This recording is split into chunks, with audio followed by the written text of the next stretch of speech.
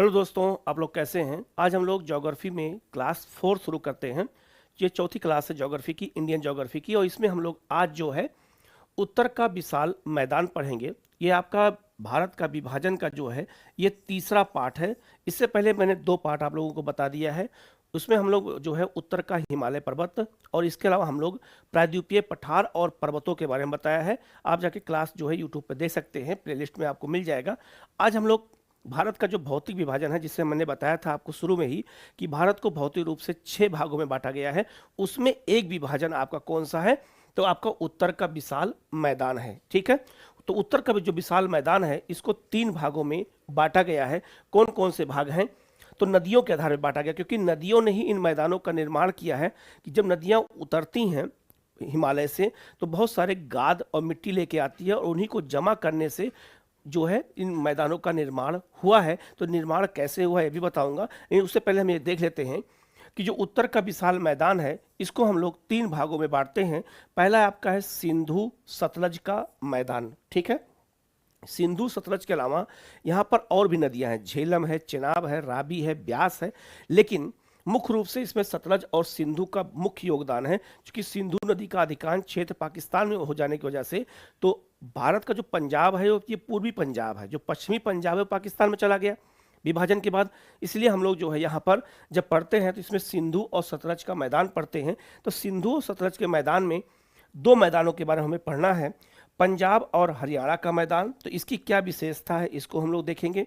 इसके अलावा उत्तरी राजस्थान का मैदान, इसकी क्या विशेषता है इसको हम लोग देखेंगे। ठीक है, दूसरा आपका जो है ये आपका है गंगा का मैदान। और गंगा का जो मैदान है ये दुनिया का सबसे उपजाऊ मैदान है। तो गंगा का मैदान अगर देखा जाए तो पश्चिम से जो है आपका पूरब की ओर इसकी ढाल जो है नीचे की ओर जाती है और ये मैदान 3 भागों में विभाजित है। इसको हम लोग कहते हैं उत्तरी गंगा का मैदान, एक कहते हैं मध्य गंगा का मैदान, एक कहते हैं निम्न गंगा का मैदान। और तीनों मैदान की क्या क्या विशेषताएं हैं इनके बारे में हम लोग अलग से पढ़ेंगे। तो यहाँ से क्वेश्चन एग्जाम में पूछा जाता है, प्री में भी और मेंस में भी, तो हम आसानी से इसको लिख सकते हैं। ठीक है, और दुनिया में सबसे अधिक जनसंख्या का मैदान अगर कोई है तो गंगा का ही मैदान है, जहाँ विश्व में सबसे अधिक जनसंख्या पाई जाती है। क्योंकि ये मैदान जनसंख्या इसलिए ज़्यादा पाई जाती है क्योंकि ये बहुत ज़्यादा आपदाओं से सुरक्षित मैदान है। एक बाढ़ के अलावा यहाँ कोई ऐसी आपदा नहीं आती है जिससे जनसंख्या को नुकसान पहुँचे। ठीक है, और ये उपजाऊ मैदान होने की वजह से यहाँ पर कृषि बहुत ज़्यादा होता है, परिवहन व्यवस्था बहुत अच्छी है, रहन सहन अच्छा है और जलवायु अच्छी है, इसलिए गंगा का मैदान में जनसंख्या बहुत ज़्यादा है। अगला है आपका ब्रह्मपुत्र का मैदान। और ब्रह्मपुत्र के मैदान को हम लोग असम का मैदान कहते हैं। और ये तीनों मैदान जो है को मिला करके हम लोग कहते हैं उत्तर का विशाल मैदान। तो जो उत्तर का विशाल मैदान है ये आप देख सकते हैं, इसमें नदियों की ही मुख्य भूमिका है और नदियों ने ही मिलकर के इस मैदान का निर्माण किया है। ठीक है, अब हम लोग आप लोग जब नोट्स बना रहे हैं तो सबसे पहले इस चार्ट को लिख लीजिएगा। तो हमें पहले पता होना चाहिए कि हम किस मैदान के बारे में पढ़ रहे हैं और वो चैप्टर में हमें क्या क्या चीज़ें पढ़नी है। जब तक हम इसको ध्यान नहीं देंगे तब तक हमारे जो है ना तो नोट्स अच्छा बन पाएगा और ना दिमाग में हमारी ये सब बातें बैठेंगी। ठीक है, इसलिए उत्तर का जो विशाल मैदान है उसमें नदियों की मुख्य भूमिका है, जिसमें सिंधु सतलज का मैदान, गंगा का मैदान और ब्रह्मपुत्र का मैदान। और सबकी विशेषताओं को हम लोग अलग अलग करके पढ़ेंगे तो चीज़ें बहुत अच्छे से आपको याद हो जाएगा। ठीक है, सबसे पहले अगर हम बात करते हैं तो गंगा का जो मैदान है और जो आपका ब्रह्मपुत्र का मैदान है या फिर सिंधु का मैदान है, इसमें जलोढ़ मिट्टी पाई जाती है। तो इस मैदान का निर्माण हुआ कैसे है, पहले हम लोग इसको देख लेते हैं। ठीक है, ये मान लीजिए आपका हिमालय पर्वत है और हिमालय पर्वत के बाद, ठीक है, ध्यान दीजिएगा ये बहुत इंपॉर्टेंट चीज़ है, इसको हमें समझना बहुत जरूरी है। ठीक है, जैसे मान लीजिए आपका ये हिमालय पर्वत है और हिमालय पर्वत के बाद इसको हम लोग कहते हैं शिवालिक कहते हैं। ठीक है, ये हो गया आपका शिवालिक हो गया। और इसके बाद इधर आपका जो है लघु हिमालय, फिर ग्रेट हिमालय और फिर आपका सारा ट्रांस हिमालय होता है। तो जो शिवालिक पर्वत हिमालय है यहीं के बाद आपका ये गर्त था और इसके बाद आपका ये प्रायद्वीपीय पठार है। ठीक है, ये आपका जो है प्रायद्वीपीय पठार का हिस्सा है। अब ये बीच का जो गर्त दिख रहा है यही गंगा का मैदान है। अगर इसको हम लोग नॉर्थ मान लेते हैं, इसको साउथ मान लेते हैं, तो याद रखिएगा जब हिमालय से नदियां निकलती हैं तो जो हिमालय से नदियां लगातार निकलने की वजह से ये नदियां ला करके अवसाद को इसमें जमा करने लगी। ये अवसाद हजारों वर्षों में, एक दिन में नहीं हजारों वर्षों में ये अवसाद जो है जमा होने लगा। तो जो नदियां हिमालय से निकल रही थी, ये नदियां हो गया, और जो नदियां प्रायद्वीपीय भारत की ओर से निकल रही थी, ये भी नदी हो गया। तो दोनों नदियों ने अपना अवसाद ला करके इस मैदान के बीच में जमा करना शुरू किया, और ये मैदान धीरे धीरे जो है मिट्टी ऊपर की ओर आती गई, और आ करके आज ये जो है मैदान का जो निर्माण हुआ है, इसी को हम लोग कहते हैं गंगा का मैदान, या इसी को हम कह सकते हैं उत्तर का विशाल मैदान। ठीक है, तो जो उत्तर का विशाल मैदान का निर्माण हुआ है, ये जो है किससे हुआ है, तो नदियों द्वारा लाए गए अवसाद से हुआ है। ठीक है, ये अवसाद को ही हम जो जलोढ़ मिट्टी कहते हैं, ये जो है इसी गहराई 2000 मीटर तक पाई जाती है। ठीक है, इसीलिए ये क्षेत्र भूकंप प्रभावित क्षेत्र भी नहीं होता है। यहाँ भूकंप का प्रभाव बहुत कम होता, क्योंकि यहाँ चट्टानें नीचे है नहीं, ये मिट्टी का जमाव पूरा भरा हुआ है। तो ये आपका हो गया हिमालय का क्षेत्र, ये हो गया गंगा का मैदान, और ये हो गया आपका प्रायद्वीपीय पठार। तो दोनों तरफ से नदियां आकर के इस मैदान की मिट्टी को जो है भरने का काम किया है, मिट्टी जमा होने का काम किया है। तो ये अवसाद से ही गंगा का मैदान, ब्रह्मपुत्र का मैदान, इन सब का निर्माण हुआ है। तो अगर एग्जाम में आपसे पूछा जाए कि गंगा के मैदान का निर्माण कैसे हुआ है, तो हम बताएंगे नदियों के द्वारा लाए गए जमाव से हुआ है, पहला।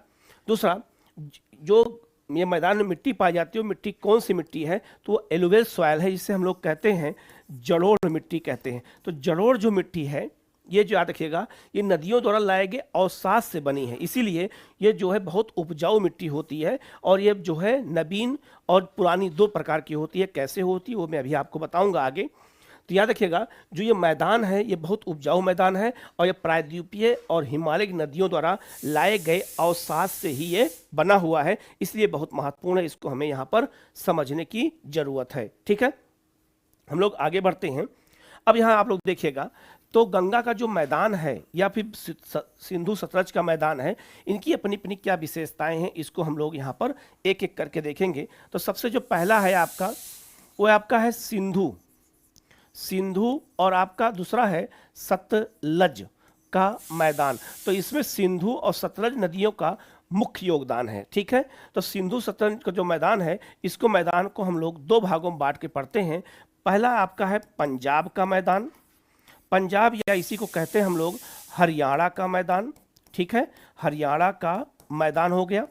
और जो दूसरा मैदान है, इसको हम लोग कहते हैं उत्तरी राजस्थान का मैदान, उत्तरी राजस्थान का मैदान। ठीक है, तो दो भागों में इसको बांटा गया है, तो इसको हमें याद करना बहुत जरूरी है। ठीक है, तो सिंधु और सतलज नदियों द्वारा लाए गए अवसाद से पंजाब हरियाणा का मैदान या उत्तरी राजस्थान के मैदान का निर्माण हुआ है, इसीलिए जो है हम इसे जो है सिंधु सतलज का मैदान भी कहते हैं। ठीक है, अब इसको हम इसकी विशेषताओं को हम लोग मैप के थ्रू पढ़ेंगे, तो हमें जल्दी से याद हो जाएगा कि इसकी क्या विशेषताएं हैं और इसको कैसे हमें याद रखना है, क्योंकि ऐसे ही क्वेश्चन एग्जाम में आपसे पूछा जाएगा। ठीक है, हम लोग जो है पहले मैप बना लेते हैं, और मैप के थ्रू पढ़ेंगे तो हमें चीज़ें बहुत अच्छे से याद हो जाएगा। ठीक है, तो मैप के थ्रू आप लोग भी इसको मैप बनाते रहिएगा, जिससे अगर क्वेश्चन एग्जाम में आए तो गलत ना हो और आपकी समझ बहुत अच्छी हो, कॉन्सेप्ट आपका क्लियर होना चाहिए। ठीक है, अब ये भारत का मैप है आपका, जो है ये है आपका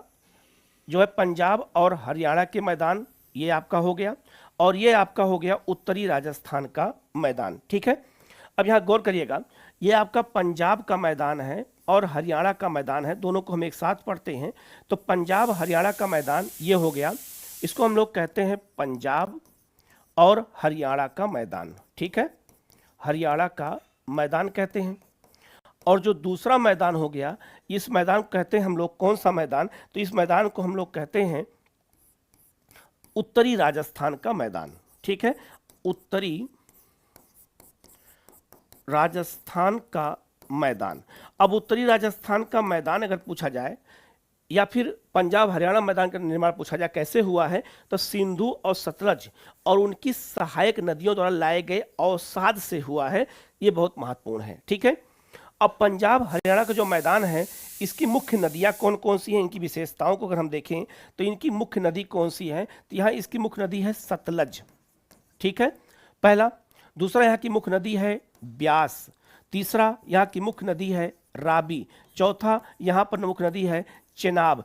इन नदियों के द्वारा लाए गए अवसाद से इस मैदान का निर्माण हुआ है। तो पहला पॉइंट ये हो गया। दूसरा, इसमें कौन सी मिट्टी पाई जाती है? तो विशेषताओं को मैं यहीं लिख दे रहा हूं, आप लोग नोट कर लीजिएगा। इसमें जो है मिट्टी कौन सी पाई जाती है? तो इसमें पाई जाती है बांगर मिट्टी। ठीक है, जलोढ़ मिट्टी दो प्रकार की होती है, बांगर और खादर। तो बांगर वहां पाई जाती है जहां पे हर साल बाढ़ नहीं आती है, और जहां हर साल बाढ़ आती है उस वहां पर खादर मिट्टी पाई जाती है। तो बांगर को हम लोग कहते हैं पुरानी जलोढ़, पुरानी जलोढ़ मिट्टी कहते हैं। ये इसको हम कहते हैं, जो है याद रखिएगा, इसको हम लोग कह सकते हैं एक दोमट मिट्टी, इसी को हम लोग दोमट मिट्टी भी कहते हैं, ये भी याद रखिएगा। तो अगर पूछा जाए कि पंजाब हरियाणा के मैदान में कौन सी मिट्टी पाई जाती है, तो हम बताएंगे पुरानी जलोढ़ मिट्टी अर्थात बांगर मिट्टी पाई जाती है। ठीक है। दूसरा, इस मैदान में जो है याद रखिएगा, नहर सिंचाई बहुत इंपॉर्टेंट है। यहाँ पर नहर सिंचाई बहुत अच्छी होती है, और यहाँ पर नलकूप सिंचाई बहुत अच्छी होती है। तो नहर नलकूप सिंचाई के लिए जाना जाता है कौन सा? पंजाब हरियाणा का मैदान जाना जाता है।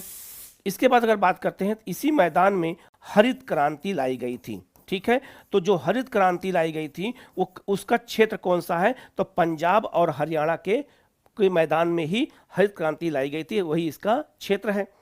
इसके अलावा अगर देखा जाए तो इस मैदान में सबसे ज्यादा कृषि किसकी होती है? तो यहाँ पर गेहूं खेती नंबर 1 पर होती है। इस क्षेत्र में सिंचाई की सुविधा हो जाने की वजह से चावल की खेती बहुत ज़्यादा होती है, और चावल को अगर देखा जाए तो चावल का प्रोडक्शन प्रति हेक्टेयर के मामले में पंजाब भारत में नंबर 1 पर है। ठीक है, तो चावल और गेहूं यहाँ की मुख्य फसल मानी जाती है, लेकिन चावल यहाँ नहीं होना चाहिए, लेकिन चूंकि यहाँ सिंचाई सुविधा इतनी अच्छी है इस वजह से यहाँ चावल की पैदावार भी काफ़ी होती है। ठीक है, इसके अलावा इस क्षेत्र में गन्ने की खेती बहुत अच्छे से की जाती है।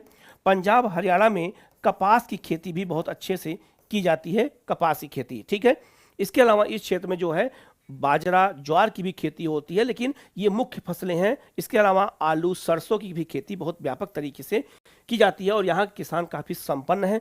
और यहाँ क्यों? क्योंकि हरित क्रांति का सीधा प्रभाव यहाँ के किसानों को मिला है। ठीक है, इसके अलावा नहर सिंचाई और नलकूप सिंचाई यहाँ की मुख्य विशेषता है, और यहाँ पर उर्वरक का उत्पादन बहुत अच्छा होता है, और यहाँ जो है कृषि बहुत व्यापक पैमाने पर की जाती है। पूरे साल यहाँ खेत कभी खाली नहीं होते हैं, इसीलिए पंजाब हरियाणा के किसान काफ़ी समृद्ध हैं, काफ़ी अमीर हैं। ठीक है, अब हम लोग आगे बढ़ते हैं और जो है उत्तरी राजस्थान के मैदान की बात कर लेते हैं। तो उत्तरी राजस्थान का जो मैदान है, यहाँ पर याद रखिएगा सिंचाई की सुविधा के लिए क्या किया गया है? इंदिरा गांधी नहर का निर्माण किया गया है। इंदिरा गांधी नहर जो है भारत की सबसे लंबी नहर है। ठीक है, और इंदिरा गांधी नहर बनाई गई है, कहाँ पे बनाया गया है? तो यहीं पे मैं बता देता हूँ, इसको आप लोग नोट कर लीजिएगा। इंदिरा गांधी की नहर याद रखिएगा, एक नदी है आपकी सतलज, ठीक है, और एक नदी है आपकी ब्यास। तो सतलज और ब्यास नदी पर एक बांध बनाया गया है, हरीके बैराज, हरीके बैराज बनाया गया है, और यहीं से नहर निकाली गई है, और नहर का नाम है इंदिरा गांधी नहर। तो इंदिरा गांधी नहर की वजह से इस क्षेत्र में कृषि अच्छी होती है। बीकानेर, हनुमानगढ़, ये सब जो है वहाँ जो जिले हैं जो है कहाँ के हैं? उत्तरी राजस्थान के, तो यहाँ कृषि बहुत अच्छी होती है। इसके अलावा इस क्षेत्र में मोटे अनाजों की खेती ज़्यादा होती है। मोटे अनाजों के साथ साथ यहाँ पे सरसों की और गेहूं की खेती भी व्यापक पैमाने पे की जाती है, और यहाँ की मुख्य नदी कौन सी है?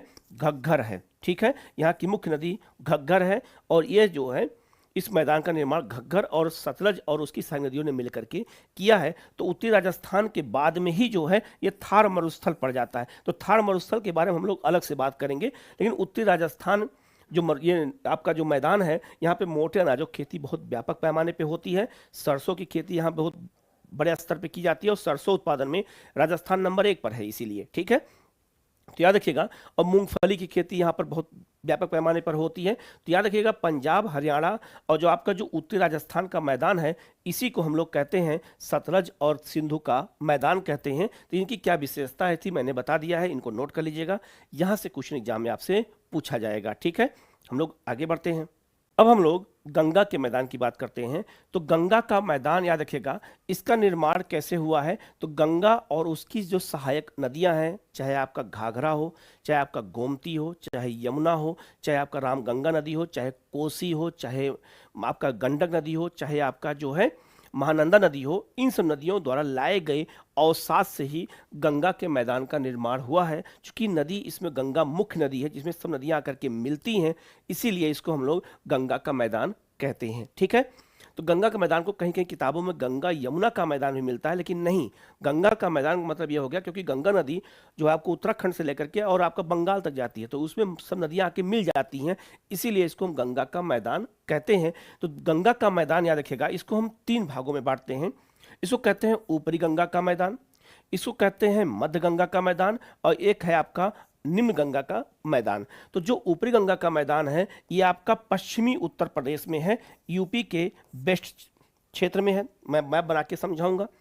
दूसरा है मध्य गंगा का मैदान जो यूपी में और बिहार दोनों में पड़ता है। ठीक है, और जो आपका निम्न गंगा का मैदान है ये आपका बिहार में पड़ता है, और बिहार के साथ साथ ये बंगाल में, पश्चिम बंगाल में पड़ता है। ठीक है, तो ऊपरी गंगा का मैदान पश्चिमी उत्तर प्रदेश में, मध्य गंगा का मैदान पूर्वी उत्तर प्रदेश और पश्चिमी बिहार में, और आपका निम्न गंगा का मैदान पूर्वी बिहार में और बंगाल में पड़ता है। तो याद रखना ये बहुत बड़ा क्षेत्र है।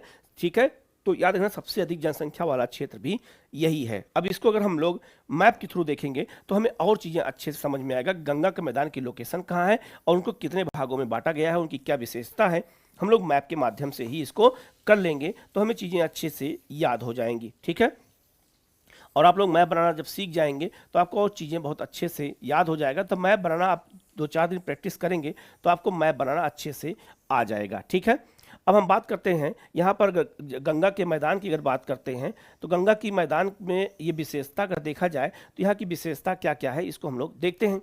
सबसे पहले एक बात करते हैं गंगा मैदान की अगर लोकेशन को अगर हम लोग देखें तो गंगा मैदान का जो लोकेशन है वो आपका ये है।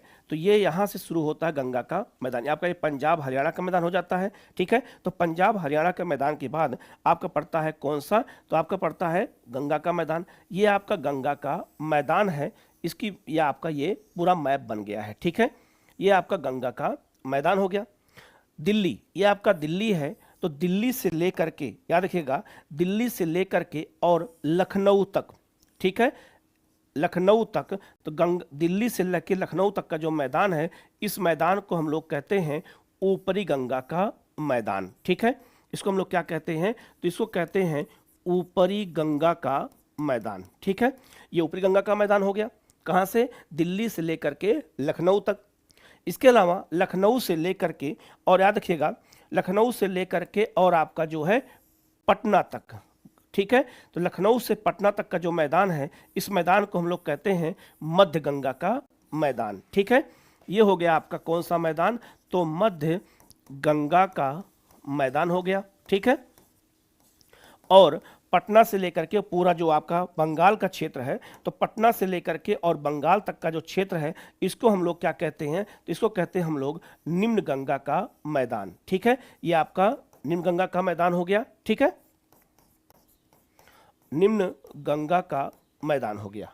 ठीक है ना, अब आपका लोकेशन पता चल गया कि गंगा का मैदान की लोकेशन कहाँ है, तो ऊपरी गंगा का मैदान, मध्य गंगा का मैदान और आपका निम्न गंगा का मैदान। अब हम बात करते हैं सब विशेषताओं की। अगर हम बात करते हैं तो ऊपरी गंगा का जो मैदान है ये भी हरित क्रांति का क्षेत्र है।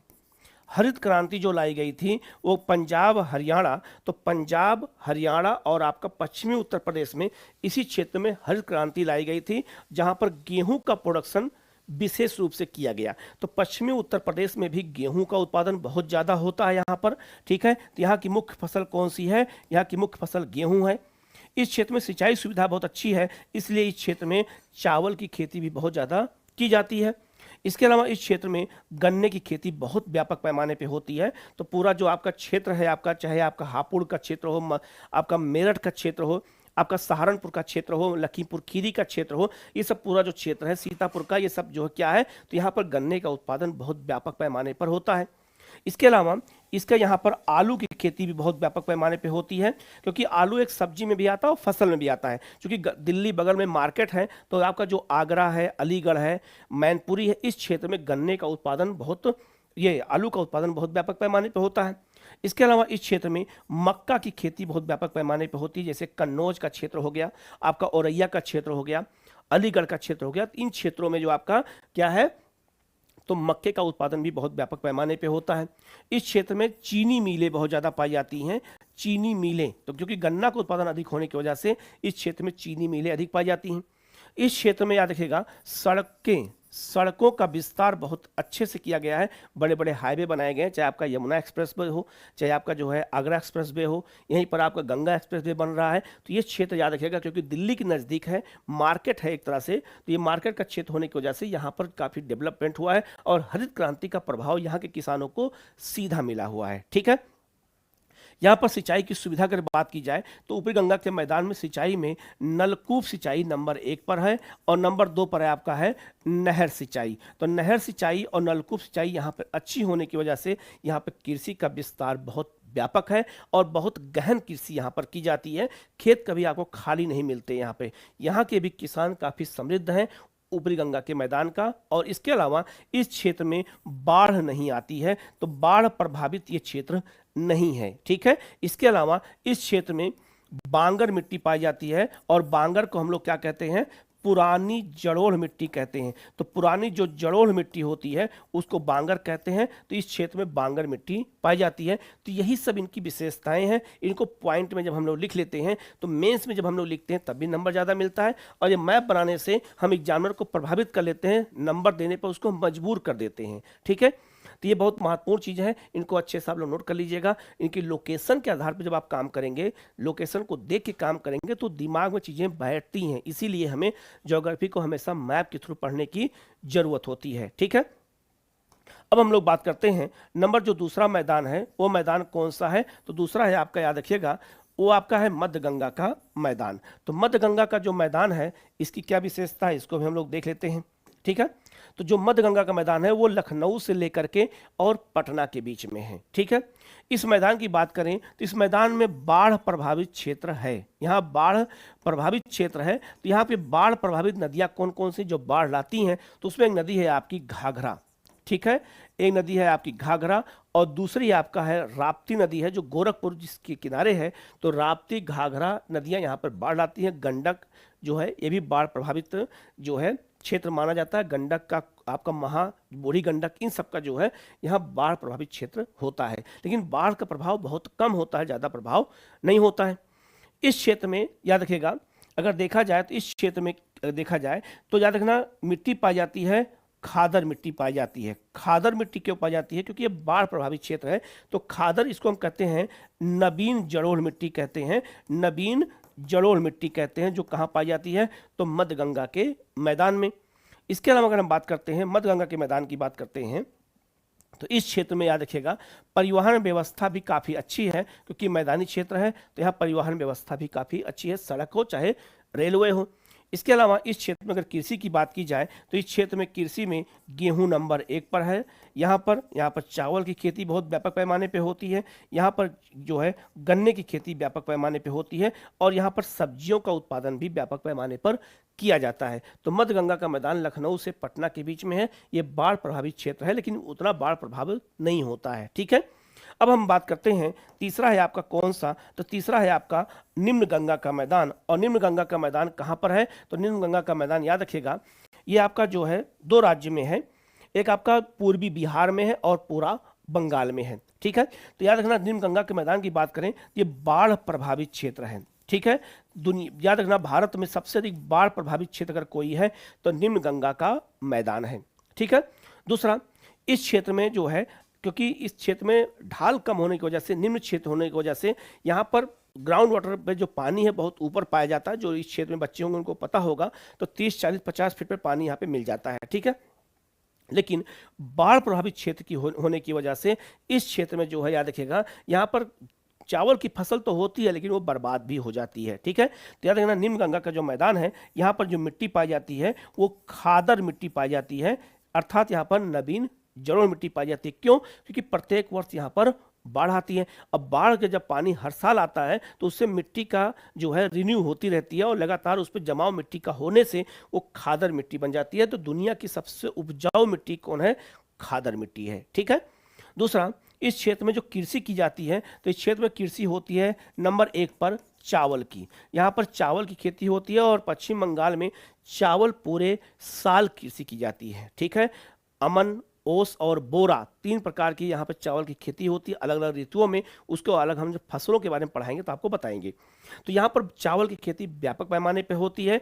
इसके अलावा इस क्षेत्र में जूट की खेती व्यापक पैमाने पर की जाती है। तो चावल और जूट यहाँ पर मुख्य है। इसके अलावा यहाँ पर मछली उत्पादन भी व्यापक पैमाने पे होता है, इसीलिए बंगाल में और पूर्वी बिहार में मछली और चावल काफ़ी फेमस है। ठीक है, तो इस क्षेत्र में याद रखिएगा आपका चावल, जूट और मछली उत्पादन ज़्यादा होता है। बाढ़ प्रभावित क्षेत्र है और यहाँ पर खादर मिट्टी पाई जाती है। लेकिन इस क्षेत्र में बाढ़ प्रभावित होने की वजह से यहाँ पर गरीबी भी बहुत ज़्यादा है। ठीक है, ये गरीब क्षेत्र है, यहाँ पर गरीबी बहुत ज़्यादा है, लेकिन धीरे धीरे जो है वो भी डेवलपमेंट हो रहा है। ठीक है, तो याद रखना सबसे ज़्यादा अमीर जो क्षेत्र है गंगा के मैदान में वो ऊपरी गंगा का मैदान है, फिर मध्य गंगा का मैदान है और फिर निम्न गंगा मैदान में गरीबी ज़्यादा है, यहाँ बेरोजगारी भी ज़्यादा है। ठीक है, अब हम लोग जो है बात करेंगे जो है अगर देखा जाए तो ये गंगा का जो मैदान की अगर और विशेषताओं की बात करें तो याद रखना ये जो है पहला पॉइंट है ये आपका ये है कि विश्व में सबसे अधिक जनसंख्या का मैदान है ये। ठीक है,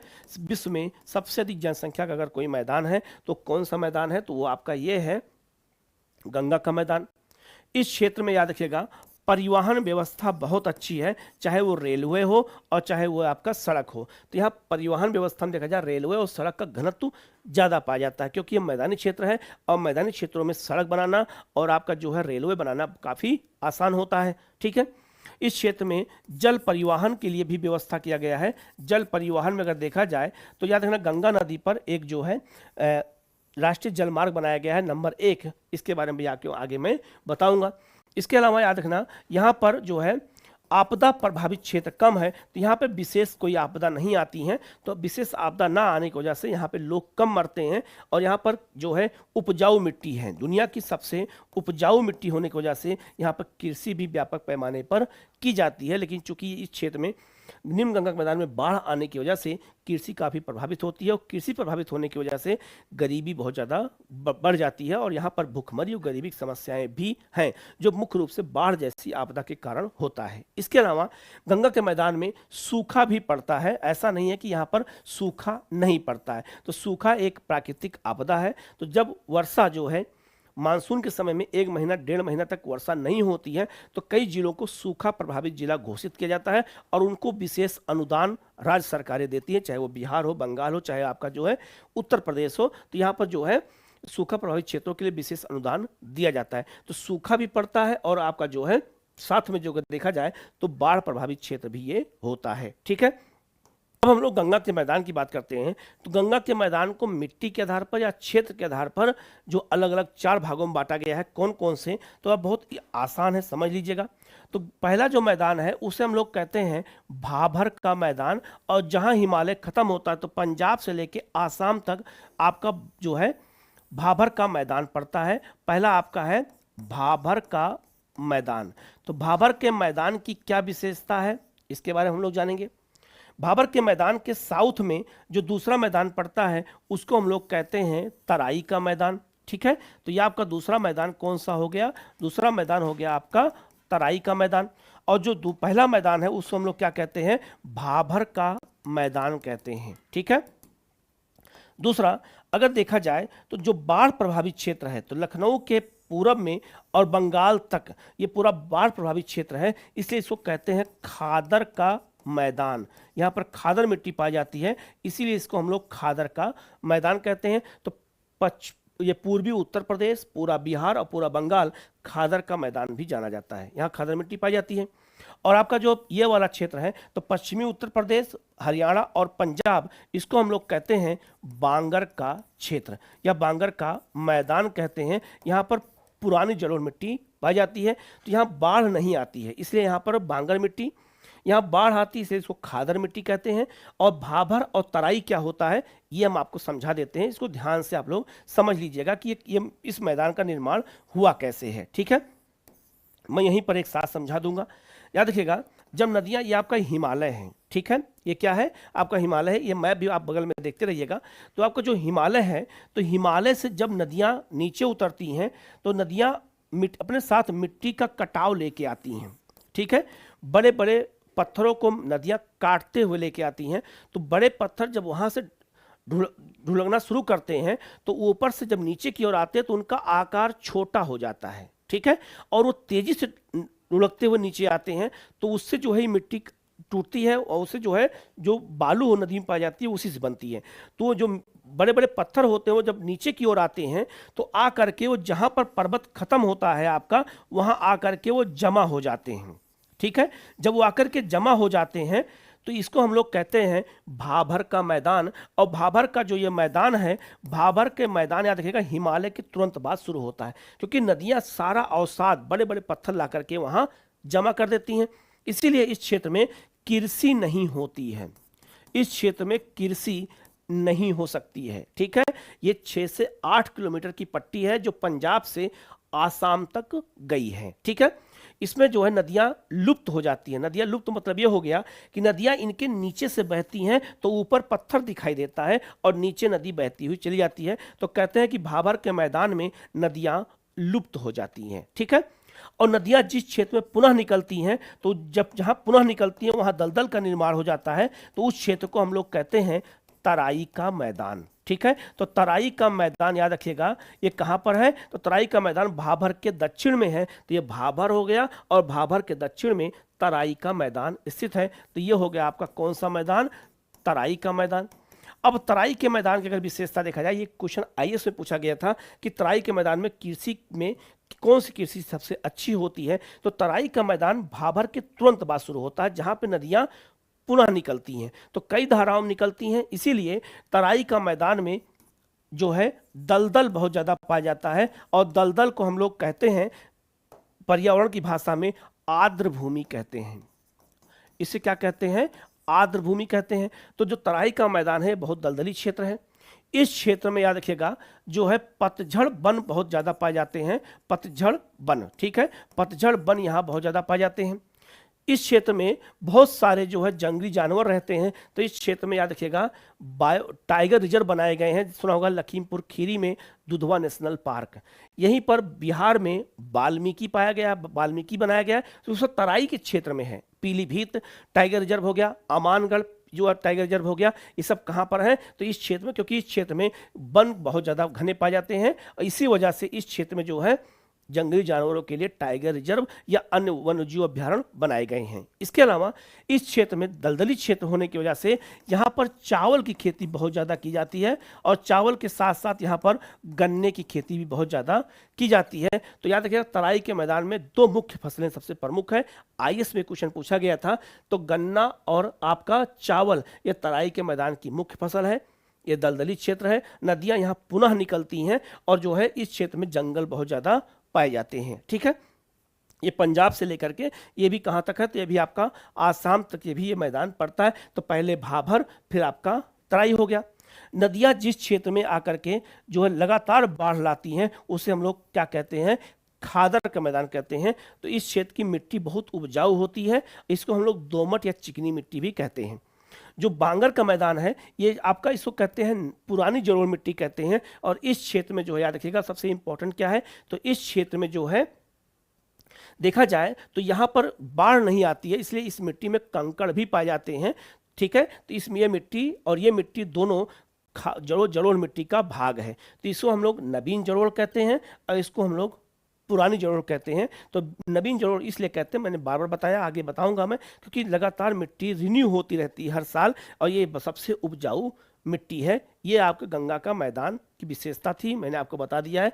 कौन कौन सी चीज़ें यहाँ पाई जाती हैं भी मैंने बता दिया। भाभर किसे कहते हैं, तराई किसे कहते हैं, ये सब क्वेश्चन एग्जाम में आपसे पूछे जाते हैं। बहुत बेसिक क्वेश्चन होते हैं, लेकिन हमसे गलत इसलिए हो जाते हैं क्योंकि हम इस पर विशेष ध्यान नहीं दे पाते हैं। इसीलिए हमें इन चैप्टर को देखना है और हमारा उद्देश्य है कि ज्योग्राफी के हर चैप्टर को आप तक पहुँचाने का हम लोग काम करेंगे, जिससे आपको कोई प्रॉब्लम ना हो और हमारे चैनल के साथ जुड़े हैं तो आपको लाभ हो। आपको जो है ऐसा ना हो कि हम जो है चैनल ज्वाइन कर लिए, सब्सक्राइब कर लिए हैं और हमें यहाँ कुछ मिल नहीं रहा है, ठीक है। हम ऐसा बिल्कुल नहीं करते हैं, ठीक है। तो आपको लगातार पोस्ट भी हम लोग करते रहते हैं, क्वेश्चन भी हम लोग डालते रहते हैं कि जिससे आप लगातार जुड़े रहें तैयारी से और आपका मनोबल बढ़ता रहे। आपको तरह तरह के नोट्स हम इसलिए प्रोवाइड कराते हैं, तो चैनल को सब्सक्राइब जरूर करिएगा, हमारे साथ जुड़िएगा, आपको फायदा ही होगा, नुकसान नहीं होगा। ठीक है, हम लोग आगे बढ़ते हैं। एक चीज़ और, आप जो है एनसीईआरटी पढ़ना हो तो एनसीईआरटी भी मैंने प्ले लिस्ट पर आप जाके देखेगा, मैंने सारे सब्जेक्ट की एनसीईआरटी पढ़ा दिया है। तो एनसीईआरटी भी साथ साथ में करते रहेंगे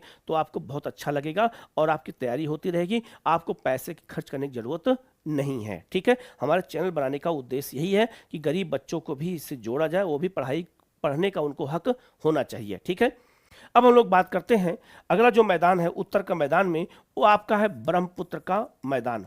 तो ब्रह्मपुत्र का जो मैदान है इसको हम लोग कहते हैं आसाम का मैदान कहते हैं। तो इसको हम आसाम या ब्रह्मपुत्र का मैदान कहते हैं, क्यों? क्योंकि ब्रह्मपुत्र और उनकी जो सहायक नदियां हैं उनके द्वारा इस मैदान का निर्माण किया गया है। ठीक है, अब ध्यान दीजिएगा, जो इस मैदान का जो निर्माण हुआ है इसको अगर हम एक मैप के माध्यम से चलते हैं तो हमें चीजें और अच्छे से समझ में आएंगी। ठीक है, इसको हम मैदान को पहले हम लोग बना देते हैं जिससे आपको समझ में चीजें अच्छे से आ जाए। ठीक है, ये आपको बहुत अच्छे से समझ में आएगा और कहीं कोई डाउट होगा तो आप इसको पूछ लीजिएगा। ठीक है, याद रखिएगा, ये आपका जो है ये भूटान, ये आपका सिक्किम का क्षेत्र है, ये आपका भूटान का क्षेत्र है, ये म्यांमार है और आपका इधर बांग्लादेश है और आपका ये मेघालय है। तो जो ये मैदान बना है, ये मैदान का मैं पहले मैप बना देता हूं और ये आपका ये मैदान ऐसे ही ये बना हुआ है। ठीक है, ये मैदान आपका कौन सा हो गया? तो ये मैदान हो गया असम का मैदान या ब्रह्मपुत्र का मैदान हो गया। ठीक है, अब इस मैदान की अगर विशेषता देखी जाए तो ये विशेषताओं को अगर एक एक पॉइंट हम देखें तो पहला पॉइंट ये है कि यह मैदान भी बाढ़ प्रभावित है। यहाँ भी प्रत्येक वर्ष बाढ़ प्रभावित होता है, यहाँ प्रत्येक वर्ष बाढ़ आती है। असम का जो मैदान है, एक बार एक क्वेश्चन ये पूछा गया था कि असम के मैदान की ढाल कैसे है। तो असम के मैदान का ढाल अगर देखा जाए तो याद रखिएगा, ये क्षेत्र आपका है उत्तर पूर्व क्षेत्र है और ये क्षेत्र है आपका दक्षिण पश्चिम। तो उत्तर पूरब से दक्षिण पश्चिम की ओर ढाल किसका है? तो ब्रह्मपुत्र के मैदान का। ये भी क्वेश्चन एग्जाम में आया है, नोट कर लीजिएगा।